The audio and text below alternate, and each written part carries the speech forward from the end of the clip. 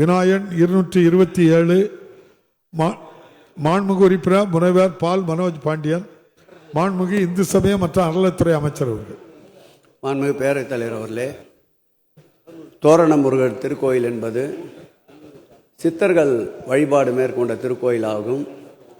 இதற்கு மலைப்பாதை 2 கிலோமீட்டர் நீளத்தில் சுமார் 10 அடி அகலம் கொண்ட அந்த உயரத்தில் இருப்பதால் 900 அடி நீளத்திற்கு இந்த மலைப்பாதை அமைக்க வேண்டியிருக்கின்றது.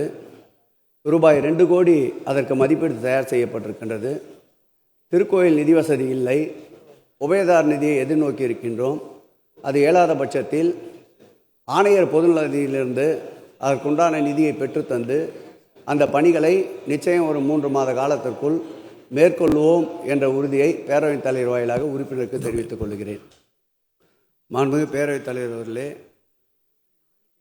இந்த ஆட்சி ஏற்பட்ட பிறகு உறுப்பினர்கள் இன்னார் இனியவர் என்று இல்லாமல் எந்த உறுப்பினர்கள் கோரிக்கை வைத்தாலும் உடனடியாக துறை சார்ந்த இணை ஆணையர்களை அந்த உறுப்பினர்களோடு தொடர்பு கொள்ள செய்து நேரடியாக ஆய்வினை மேற்கொண்டு எவையெல்லாம் உடனடியாக மேற்கொள்ள முடியுமோ திருக்கோயில் இருக்கின்ற நிதி ஆதாரத்தை பொறுத்து அல்லது உபயதாரர் வாயிலாக அந்த பணிகள் மேற்கொள்ளப்படுகின்றன. அப்படி இல்லை என்றால் ஆணையர் பொதுநல நிதியிலிருந்து அந்த பணிகள் மேற்கொள்ளப்படுகின்றன. அதுபோல் உறுப்பினர் கேட்ட அந்த திருப்பணிகளும் திருத்தேர் பணிகளும் நிச்சயமாக மேற்கொள்ளப்பட்டு நடந்து வருகின்றன. விழாவாரியாக அந்த திருக்கோயிலை சொன்னால் காலம் நேரம் போதாது என்பதால் உங்களுக்கு அதை அறிக்கையாக கையிலேயே வைத்திருக்கின்றேன், வழங்கிவிடுகிறேன். மேலும் தேவை என்றாலும் கேளுங்கள். அந்த பணிகளை மேற்கொள்வதற்கு இந்த அரசு தயாராக இருக்கின்றது என்பதை பேரவைத் தலைவர் வாயிலாக உறுப்பினருக்கு தெரிவித்துக் கொள்கிறேன். மாண்புமிகு பேரவைத் தலைவர் அவர்களே, அவர் கோரிய நித்திய கல்யாணி அம்பாள் உடனுறை திருக்கோயிலுக்கு 7 பணிகள் மேற்கொள்ளப்பட்டிருக்கின்றன.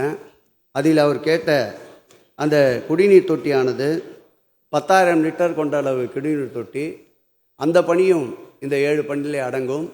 கிட்டத்தட்ட 45% பணிகள் நிறைவேற்றிருக்கின்றது. 8ஆம் மாதத்திற்குள் முழுமையான பணிகள் நிறைவு செய்யப்பட்டு குடமுழுக்கு நடத்தப்படும் என்பதை தெரிவித்துக் கொள்வதோடு, அகத்தீஸ்வரர் சாமி திருக்கோயிலுக்கு 10/2/2025 தான் குடமுழுக்கு முடிந்திருக்கின்றது. அதற்கும் சுற்றுச்சுவர் வேண்டும் என்ற கோரிக்கையை வைத்திருக்கின்றார்கள். கோயில் அமைந்திருக்கின்ற இடத்திற்கு அப்பால் சுமார் 1 ஏக்கர் இடம் இருக்கின்றது. திருக்கோயிலில் ஆக்கிரமிப்பை கருத்தில் கொண்டு அந்த இடத்திற்கு சுற்றுச்சுவரோ அல்லது பாதுகாப்பு வெளியோ அமைக்கப்படும் என்பதோடு, அவர் கேட்ட அந்த ஒருகால பூஜை திட்டத்திற்கு உண்டான விளக்கத்தை தர வேண்டும், பேரவைத் தலைவர் அனுமதிக்க வேண்டும். இந்த திட்டமானது 1997ஆம் ஆண்டு மறைந்த நினைவில் வாழும் முத்தமிழர் கலைஞர் அவர்களால் முதலில் 25,000 ரூபாய் ஒரு திருக்கோயிலுக்கென்று நிதியுதவி மானியமாக தொடங்கப்பட்ட திட்டம் 2016 பேரவையின் அனுமதியுடன் வினாக்கள் விடைகள் நேரம் நீட்டிக்கப்படுகிறது.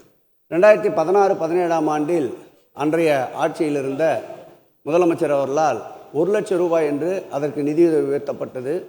மாண்புமிகு தமிழக முதல்வர் திராவிட மாடல் ஆட்சி ஏற்பட்ட பிறகு அந்த 1 லட்சம் ரூபாயை 2 லட்சமாக உயர்த்தினார். 2 லட்சம் ரூபாயை கடந்த ஆண்டு 2.5 லட்சமாக உயர்த்தினார். ஒரு அமைதி புரட்சி என்று சொல்லலாம். 10,000 கோயில்களில் ஆதி திராவிட மக்கள், பழங்குடியினர் மக்கள் வசிக்கின்ற பகுதிகளில் திருப்பணிகள் நடைபெற்று கொண்டிருக்கின்றன. 212 கோடி ரூபாயை இந்து சமய அறநிலையத்துறை ஆணையாளர் பொது நிதியிலிருந்து அந்த திருக்கோயிலுக்கு தாராளமாக நிதி உதவி வழங்கப்பட்டு வருகின்றது. நீங்கள் கேட்ட அந்த கூடுதல் தொகையானது 50,000 சேர்த்தால் இந்த ஆண்டு 12 கோடியே 50 லட்சம் ரூபாய் அதற்கு கூடுதல் நிதி தேவைப்படுகிறது. மாண்புமிகு முதலமைச்சருடைய கவனத்திற்கு எடுத்து சென்று இந்த ஆண்டு கூடிய விரைவில் 3 லட்சம் ரூபாயாக அந்த நிதி உதவியை உயர்த்துவதற்கு வழிவகை காணப்படும் என்பதை பேரவைத் தலைவர் வாயிலாக உறுப்பினருக்கு தெரிவித்துக் கொள்கிறேன். மாண்புமிகு பேரவைத் தலைவர் அவர்களே, பக்கத்திலேயே தான் உட்கார்ந்து கொண்டிருக்கிறார். 4 ஆண்டு காலமாக ஒரு துண்டு சீட்டிலே எழுதி கொடுத்தால் கூட அந்த பணியை மேற்கொண்டு இந்த 4 ஆண்டுக்குள் நிறைவேற்றி இருப்போம். இருந்தாலும் பரவாயில்லை, நீங்கள் வைத்த கோரிக்கை ஏற்று இன்றைய ஆய்வினை மேற்கொள்ள செய்து அதனுடைய நிலைமையை அறிந்து உடனடியாக அந்த பணிகளை மேற்கொள்வதற்கு நடவடிக்கை மேற்கொள்ளப்படும் என்பதை பேரவைத் தலைவரால் உறுப்பினருக்கு தெரிவித்துக் கொள்கிறேன். மாண்புமிகு பேரவைத் தலைவர் அவர்களே, அவர் கேட்ட அந்த மாரியம்மன் திருக்கோயிலுடைய திருவிழா இந்த ஆடி மாதம் அசைந்து வருகின்ற தேரால் அந்த மாரியம்மன் குதூகலம் அடைவாள் என்பதை பேரவைத் தலைவர் வாயிலாக உறுப்பினருக்கு தெரிவித்துக் கொள்கிறேன். மாண்புமிகு பேரவைத் தலைவர் அவர்களே, இந்து சமய அறநிலையத்துறைக்கு சொந்தமான இடத்தில் மற்றொரு பயன்பாட்டிற்கு இடங்கள் தேவைப்படுகின்ற பொழுது அந்த துறையின் சார்பில் கருத்துரு அனுப்ப வேண்டும். அப்படி அனுப்புகின்ற பட்சத்தில் பேரண்ட் கமிட்டி என்று ஒன்று இருக்கின்றது. அதில் அதற்கு வாடகை நிர்ணயம் செய்யப்படும். அந்த வாடகை நிர்ணயம் செய்யப்பட்ட பிறகு அந்த வாடகையை அந்த துறை ஏற்றுக்கொள்வதாக இருந்தால் அந்த இடம் அவர்களுக்கு அளிக்கப்படும். அதன் பிறகு சட்டப்பேரவை உறுப்பினர் நிதியை பயன்படுத்துவதற்கு எந்த விதமான தடையும் இல்லை என்பதை வழிகாட்டுதலை தெரிவித்து அதற்குண்டான முயற்சியை அவரோடு சேர்ந்து நானும் எடுக்கிறேன் என்பதை பேரவையின் தலைவர் வாயிலாக உறுப்பினருக்கு தெரிவித்துக் கொள்கிறேன்.